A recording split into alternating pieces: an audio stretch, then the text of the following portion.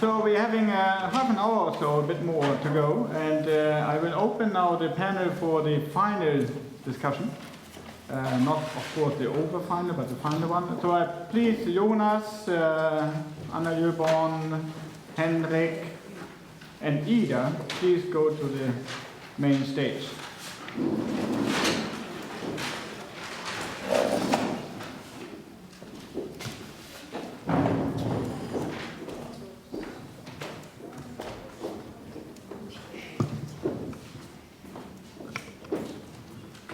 I think it has been a very interesting discussion today.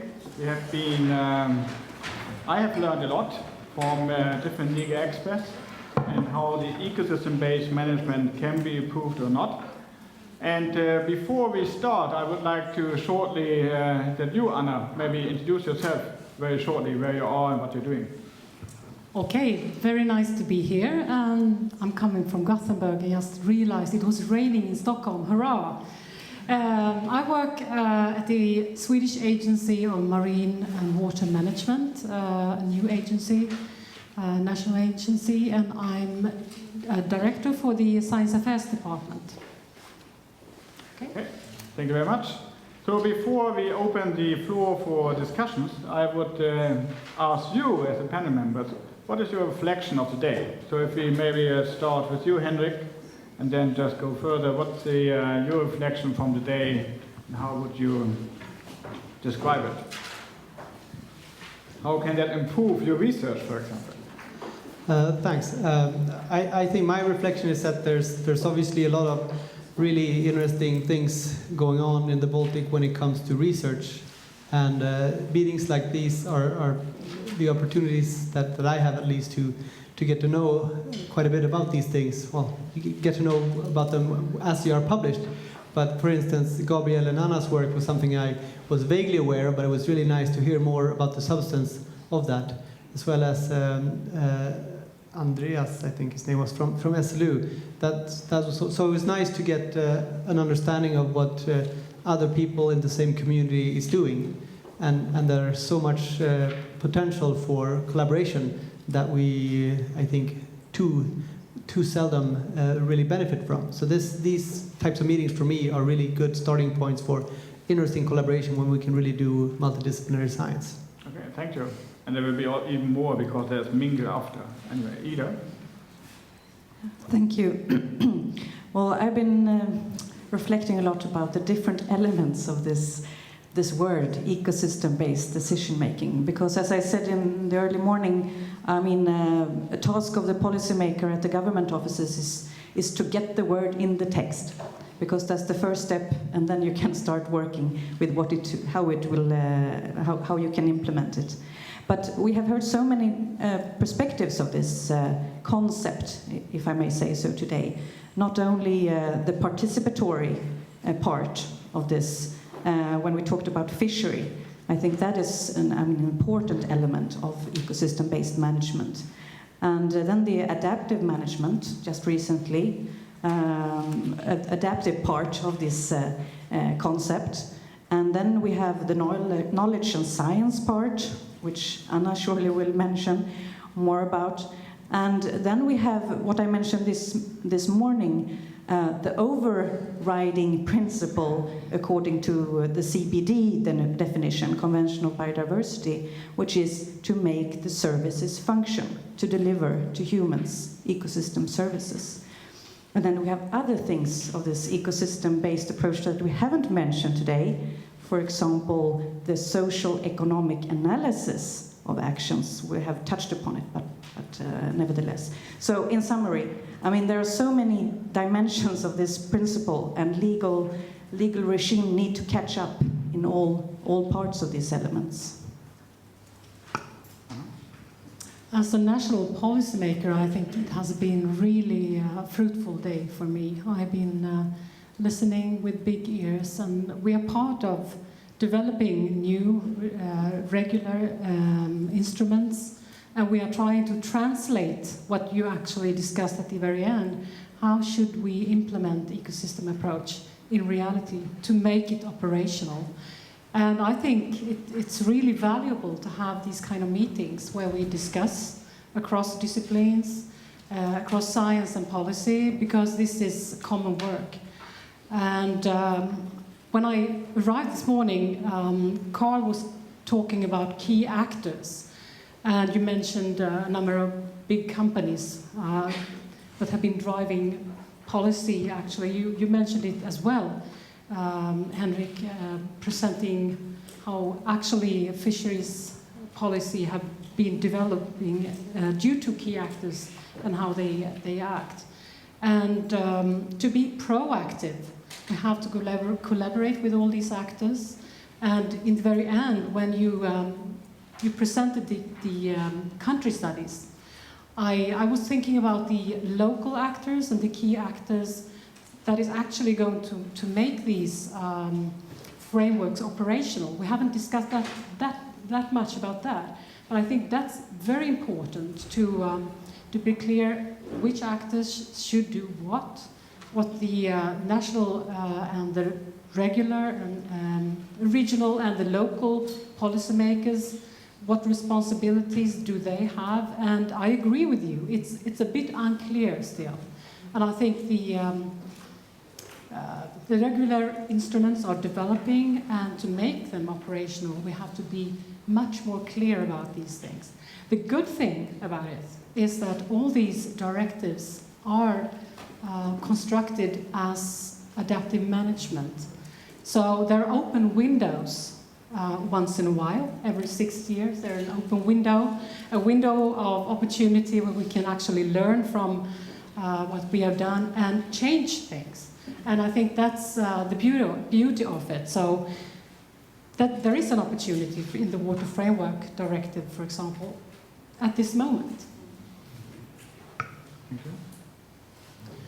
Well, thank you. What I think that this conference has shown, and what other events show, is that despite this complexity that we see when we first identify the problem that make us want to give up before even starting, perhaps, we see that there are, as you say, opportunities. There are ways to do things, and things can change. Sometimes it's like swimming against the river. You do some progress, but the problem does not fully improve. But I think we can see that despite this complexity, we can see, as I was pointed out in Henrik's presentation, for instance, that rules do matter. We can see if we take a longer perspective. Now I think that Annika or someone in their presentation, you say the early days, speaking about 2-3 years ago, which is not a very long time period. We have a big process now, a discussion in Sweden, whether to change the conditions for the very old permits for hydropower plants, given perhaps 100 years ago. And if we compare these conditions with today, we can see that there has indeed been a shift on mindset, a way of thinking. And I think that this brings me to what we see today. I think that the influence of these kind of discussions is the influence on the more fundamental level, of course, our awareness and our way of thinking. Simply that it's a big issue simply to get lawyers to spell ecosystem-based approach, I can tell you. But to have this change, despite its slowness, is crucial. I think it also shows the difficulty, but still the possibility of linking this systemic approach, which comes from the natural scientist perspective and the ecosystem approach, down to individual actors. But we see that it's one thing to launch a policy to say that we should reduce it by so and so much, but then you are faced also with other aspects about justice, distributive effects. Who is going to take the blame? Shall we put it on just a little group of farmers, or shall we spread it out? What about individuals? These aspects cannot be ignored. Other issues about administrative and legal structures, they can be changed, but we cannot just ignore them to say that they have to give away because we have these objectives. I think that this is the kind of discussion we need to take, and I think that the national studies shows the difficulty in doing that, but also the possibilities. Thank you very much for the panel. And before I open up, I think it was quite an interesting music also when we came to the late 1980s, when Scorpions had the song Wind of Change and was playing at a concert in Russia. There was really a change going on. Anyway, so that should inspire our discussion a bit. So who would like to ask a question to the panel? more than a question, it's like a reflection. I think that there should be a much more awareness to the public, so the communication between the agency try to manage the environments and the public should be much more transparent. And then also I think that the societal engagement, like for example the fish fight in the UK was at the base of the new discard regulation in the new fishery. So I think you have to work also at that level. I think one of the good things with the Swedish political system is that we, as Estonia, have local power. It's the municipalities that are responsible, for example, for the Plan and Building Act. They have not been that successful. They have the legal instruments. The Water Framework Directive clearly states that there should be a lot of stakeholder involvement. And the problem is that I think it has to be the right stakeholders on the stage.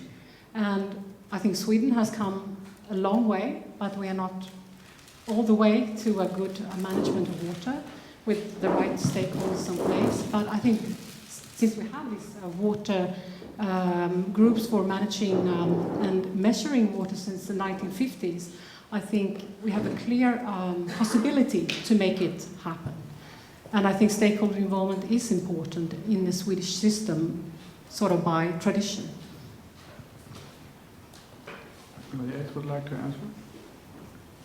Yeah, just along the same lines there, I would like to say another form of collaboration and information I think is really important is that between science and policy making and agencies and the other way around. I think in my experience, I worked for the Swedish government office for five or 6 years. I was often confronted with individuals in the ministry who thought that scientists don't really know what our world looks like and they're too academic and they can't really help us.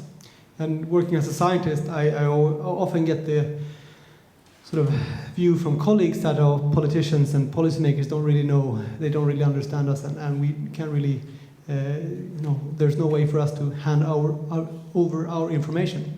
So I think the kinds of meetings where we had several representatives from both sort of ministries and agencies are really important platforms for building trust and for understanding each other's worlds and world views. And I think one activity we were engaged in a few years ago that was initiated by HAV, where they were sort of in a startup phase for marine spatial planning, and they really wanted to take an ecosystem approach when they initiated this work. So they called on us and asked us what is our perspectives on an ecosystem approach to marine spatial planning and how can our science help inform the process that HAV was launching there. And I think that was a discussion that was really fruitful for us as scientists, and from the evaluation also proved very relevant also for HAV, the central agency, as well as several of the regional agencies, Länsstyrelsen, who also participated in this meeting. So I think these kinds of dialogues, not only sort of informing the public, informing agencies, but also engaging in collaborative dialogues between, in this example, science and policy, for scientists to learn how they can inform policies and for policymakers to understand what they can actually get out of science. I think these are the kinds of strategic collaborations that will build trust, and when you have opportunities, when you have crisis, when you have sort of new possibilities of implementing change, you have these networks and you have the ideas. I mean, I think the Baltic Sea Action Plan is a really nice example of this, where a MISTRA-funded MARE program from 93 to 96, Ragnar, you can correct me if I'm wrong here, but a MISTRA program. Okay, but so a very long starting point and a very long scientific process of building an understanding of the Baltic Sea with an ecosystem model was, through collaboration with Swedish agencies, possible to use when the opportunity arose in the revision of the work in HELCOM to the Baltic Sea Action Plan. So I think these things take a lot of time, and it takes a lot of trust building, but it also requires that you have these sort of open dialogues so that individuals from different, sort of from academia and from practice, can really understand each other and how they can help each other. Thank you.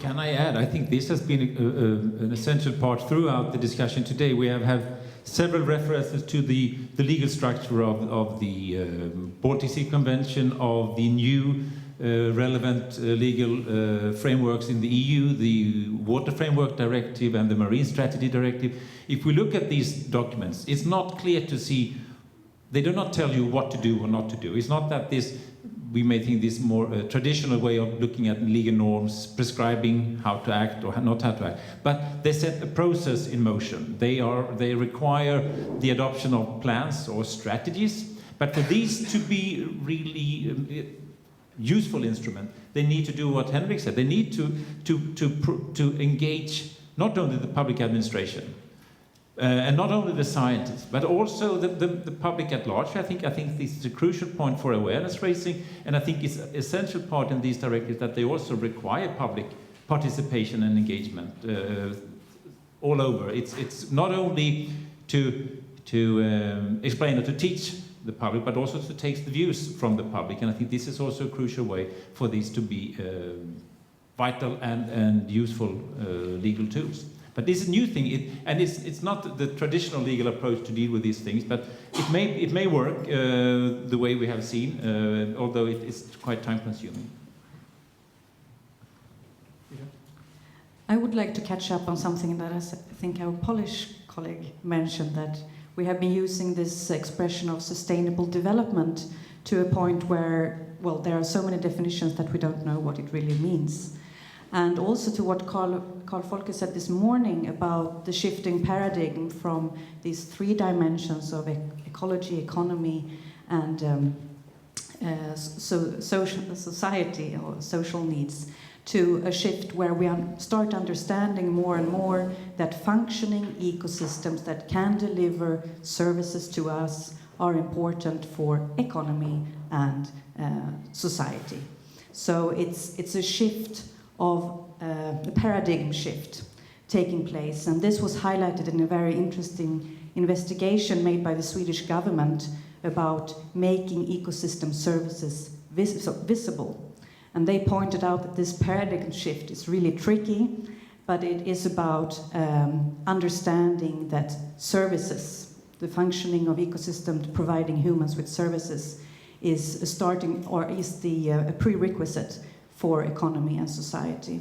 And why do I mention this? It's because I once again come back to the principle 5 of ecosystem-based management, which is really about finding or pinpointing that what we do should make the system, the ecosystem, provide us with services. And this we have to explain. And now I come back to the communication part here. I mean, we in different roles here are constantly meeting with different people and are obliged to explain why are functioning ecosystems so important for economy and society. And that was what I mentioned about blue growth. You get afraid when you hear about this. Many do, but many think it's great. And what we try from the Swedish government is to underline that maritime sector will not grow successfully if the ecosystems are not functioning well. So this way we underline that ecosystem needs to function to get economy and society to work. And this is really, I mean, not, we need to take this endeavor of explaining and discussing if we're not about to end up in a concept or a buzzword of ecosystem-based decision-making that nobody really understands outside our little world. Thank you. Thank you. Any more questions? Yeah. Hi, I'm Jennifer Griffiths, and I'm here at Stockholm University in the Department of Ecology, Environment, and Plant Sciences.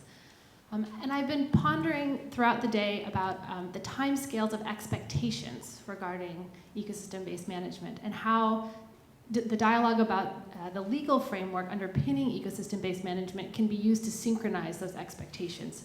Because in part, the communication to stakeholders means that everybody's on the same page about how quickly institutions can respond to these kind of underlying changes that we're asking them to implement, and how quickly ecosystems can respond. Because, as was mentioned earlier about Denmark meeting some of its nutrient loading targets, but not seeing sufficient response in the ecosystem, that really creates a public disconnect between buying into these policies. So I'm wondering, how can this continued legal dialogue help people from all these different disciplines and arenas come to an agreement on what reasonable perceptions of time are? Would like to answer that? I'm just thinking of one example where we actually have seen progress, and that is we have a lot of acidic lakes in Sweden, and we have been taking measures in that area, and I often use that as an example to illustrate that things takes time. The response in the ecosystem is slow, but there is a clear case where you actually can show that 30 years of measures change things. And it's not only taking measures in the lakes, it's international negotiations about air pollution, where Sweden have been very active, an active part. And I think that is very important to use such good examples, because the eutrophication is as demanding, or even more demanding, because it's diffuse nutrients leaking from all sorts of activities that we humans make on a daily basis. But I think that's an example we can use. The time aspects are in many ways crucial here. As I mentioned before, is now when we look at very old permits for hydropower, we can really see how legal conceptions have changed. And to try to do this change in very few years, it could be very frustrating, but I think it's realistic to take a bit of longer perspective into this, in this context. The point was also how law may communicate, and whereas lawyers tend to look at the norms as normative directions, when sociologists look at law, they sometimes refer to them also as a means of communication. And I think that adopting a piece of legislation is very much also a way to communicate what has been agreed. The Water Framework Directive, despite its vague content, it sent a very clear signal not only within the community of lawyers, but among environmentalists and those who are engaged, that this was an ambitious and actually a rather innovative way of looking at it. Now it's a bit more than 10 years since it was, or 15 years ago since it was agreed. But these kind of time perspectives, I think one has to accept. It's 40 years since environmental impact assessments were seriously introduced in the American federal legislation, and we can see how step by step it has become more important in decision making, from having been very much a pro forma to being a part where actually courts today sometimes set aside political or administrative decision, not because there was a lack of an EIA, but because it was so poor in quality. And I think this is something we have to see and accept also with respect to ecosystem-based approaches. But we should do what we can to avoid that it becomes these buzzwords that everyone agree to, but no one understands what it means. Just, I guess, vaguely related, but if you remember, I showed you a graph of the changes of the Baltic Sea during the last 100 years. And of course, the perception of what the Baltic Sea is and what it should be has changed a lot over time. So I think that's one thing. If you ask people today, then they will think about their childhood, and maybe that was the perfect Baltic Sea. And if you ask people who were children in the 40s, then so it changes over time. But I think one thing that's also really inspiring is that actors respond to incentives. I mean, in the 1850s and the early 1900s, farmers were paid to get rid of wetlands and straighten water courses, because that was the perception of what we needed to be doing then to make agricultural production more efficient. Now the same plots, but new farmers are paid to do the exact opposite as their forefathers were doing. So I think we have to be aware of that perceptions change over time, and these can be really large and really slow systems of change, both our perceptions and how we sort of steer towards our new goals. Thank you. Any more questions? Yeah. Oh, okay.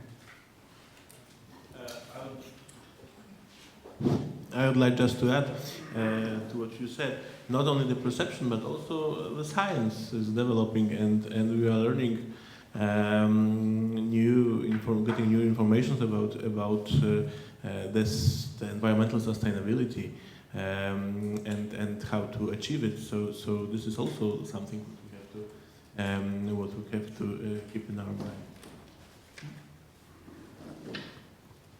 Yeah. Hi, I'm Elizabeth Sinclair. I've recently completed my Master's in Environmental Law at Stockholm University. I've just got a question to do with, you mentioned the importance, obviously, of ecosystem-based management being mentioned in the text, the legal texts themselves.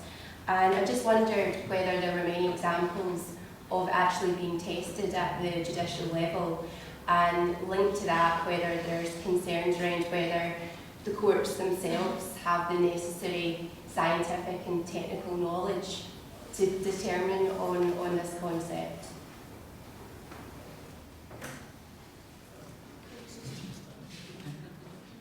Well, again, whether the courts have this knowledge, I think it's impossible to generalize. We can easily find example of courts that seem to know nothing about it, still thinking the earth is flat. But I must say also that there are indeed very impressive insights in some courts. I think that we can find quite a few cases in the European Court of Justice, the EU Court, where the judges have showed an impressive understanding, not only of looking at specific rules on how you interpret them in the word, but place them in a context, see what is intended to be achieved. And I think that there you have several examples dealing with wetlands and the importance of protecting not only areas pro forma, but really to see how can these areas function, and to understand that it's not only about drawing exact lines on which areas to protect, but also to consider activities outside and joint effects of different activities. So I think at least there are,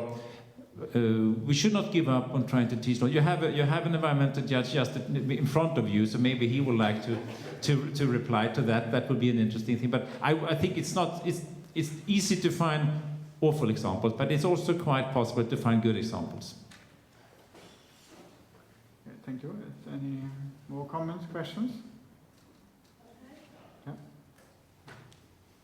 A comment that you can perhaps reflect a little bit on. Well, I think what has been shown today is that ecosystem-based regulation, if we talk about that from a legal point of view, it's complex, but it's not impossible. It is possible to regulate nutrients. It is possible to achieve a reduction in nutrient emissions. But at the end of the day, it's a matter of politics. Do the politicians really want to go to the root of the problems? And today, some of you have expressed concerns that politics today is perhaps more about economy than ecology. But I think then it's our task to focus on the important issues and to try to come up with the good examples showing that it is actually possible. And in that respect, I would suggest that we perhaps focus more on the substance than on procedural rules. Procedural rules are not that difficult to agree upon.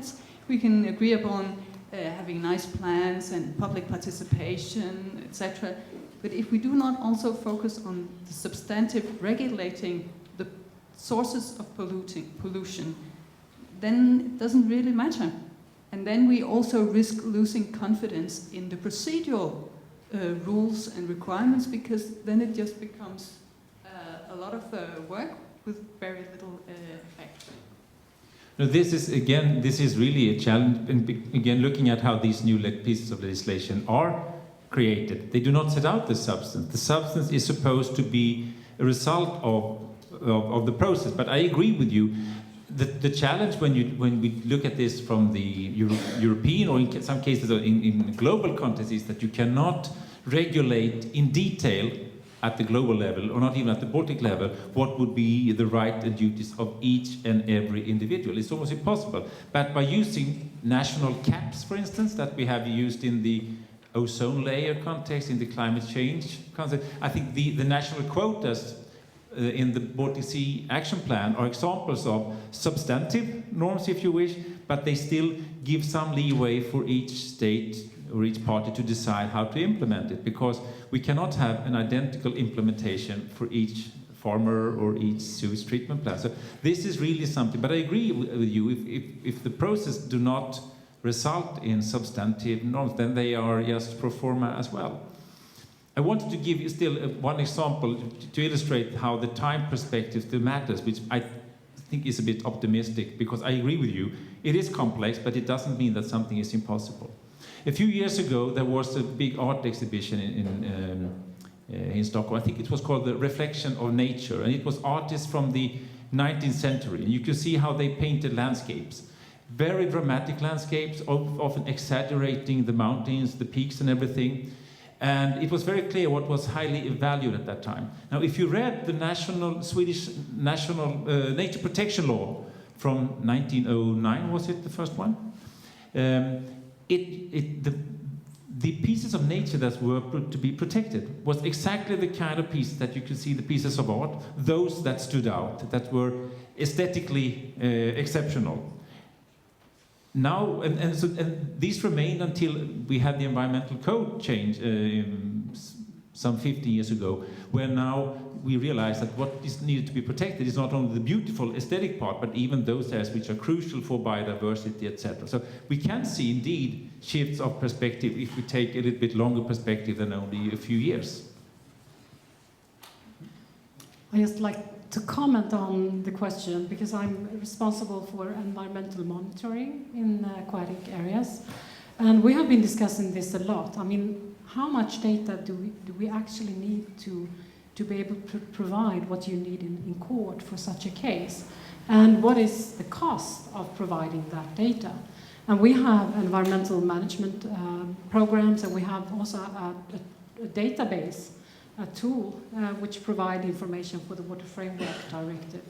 But I don't think that data is of enough high quality to be used in such a case. So what we are discussing is modeling. Could we use modeling data for a case in court for that purpose? And that's a question to you, actually, in the science community. Is it possible? What should we measure? Can we use models for such a court case? That would be interesting to know. Court case against an individual actor? Or yeah, because I think the information is not there, really. And not good enough, not at the moment. And I think the cost of providing that data is quite high. We have the polluters pays principle, but yeah. A comment on the idea of using modeling instead. Those models have to be shown to be reasonable representation of reality. And that means that you have to have a number of areas where you have the degree of monitoring you're talking about. Because you have to show that the models are reasonable. Otherwise, they shouldn't have any legal standing. And that means that you can't get away from doing very good monitoring, at least in some places. And in my view, they should be selected for being able to provide a good range of circumstances. For example, you should, when you really change something in nature, you should do a good job of following it up, because then that can be the basis of modeling, and that can be used in other areas. But you can't get away from having modeling, because if you don't have it, you won't be able to see if things are getting better or worse. I agree. I think we can move on to the next directive. Gabriel? Talking about time limits, I think it is interesting. We haven't really spoken about that, I think, but it's interesting that the Water Framework Directive has objectives, and these are actually related to time limits. And one of the objectives is good ecological water status, which is to be achieved at a certain time for different water bodies as the member states then decide. And as my impression is that the member states seems to have great difficulties in achieving these objectives in time. for example, as due to the emissions of nutrients. So sooner or later, I think there will be some kind of reaction from the EU. In fact, irrespective whether they regard the objectives as an obligation of result, a limit, or whether they regard it as an obligation of best effort to strive for. I think the EU sooner or later must react. Member states will probably try to use the exceptions in the directive, which is possible, even to a much greater extent than they have done today, but still at some point there will be a reaction. Either the EU has to revise the Water Framework Directive and allow longer implementation periods, perhaps, or the other option is then to bring states to the court, European Court of Justice, which I think is an interesting to see what will happen. And you may comment on that if you like. Well, I would just very sure. I would certainly agree. I think it would be very wise from the Commission to pick a few strategic cases, because we have seen that before, that being successful in a few cases in the European Court could send a rather good message to governments. Unfortunately, I don't have so much expectations now for the Commission to be active in that. But I think if they wanted to achieve something, it would be to test it against a couple of member states. I think that would be very worthwhile. So thank you very much for the questions. And now I give the challenge to the board or to the panel here to, in one sentence, what are your take-home measures from today? So if you start with Henrik. I'm sorry, but I'm going to actually use my sentence to something else. This guy called me today during lunch and said, I have a bit of money to give to an organization working for the Baltic Sea. I wanted to be innovative and doing something good for the Baltic Sea. Which organization should I give it to? And I said, well, that's a good question. There's a lot of organizations out there. And with this, I want to say I'm open to suggestions. Anyone who can send me an email saying which organization and why, I will bring that with me in my meeting to him. Maybe we could discuss it during the wine and so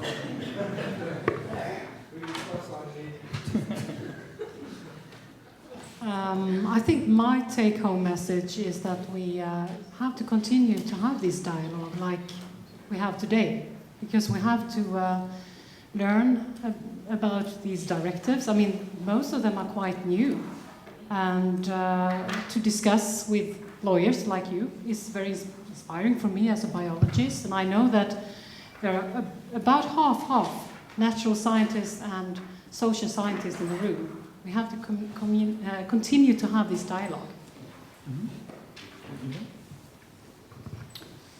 I really am challenged to pinpoint one thing, but I would go back to what I said this morning, because I have been keeping that in my head, listening to the discussions today. And that is really the goal of ecosystem-based decision-making. Participatory process, it's a mean. It's a goal in itself, but it's a mean. Science, it's basic information to push us towards the goal. But what is the goal? The goal is to make the ecosystem services function. So, I mean, that is... that we need to explain and interpret and work on in many, many different ways. And yeah, so make them function. That's our main task. Thank you. So thank you, Ida. While I fully agree with you, but that also allows me to bring up completely different things. What I will take with me, my office is only a few hundred meters from here, and I have been part of preparing this conference, and what I will take with me after this day, in addition to the importance of ecosystem-based, is what I've seen today in the interest of those of you who are here, in the satisfaction of seeing how many people registered for this conference today, and the inspiration to continue working on these things with the other BEAM colleagues and the other colleagues at this university. And I think I should say at this time again that we hope that we will get a good evaluation and grant for future work. on Baltic ecosystem assessment and ecosystem adaptive management. And we hope to continue these kind of transdisciplinary research together and to work with practitioners within Sweden and abroad. So that's what I take with me. Thank you very much. So then I would like, based on the Stockholm Environmental Law and Policy Center and the BEAM program, to thank you very much, particularly the panel. Thank you. Thank you all the speakers. And I would also very much like to thank Natasha and Marie, who was running around here and helping bring this up here together. Thank you very much.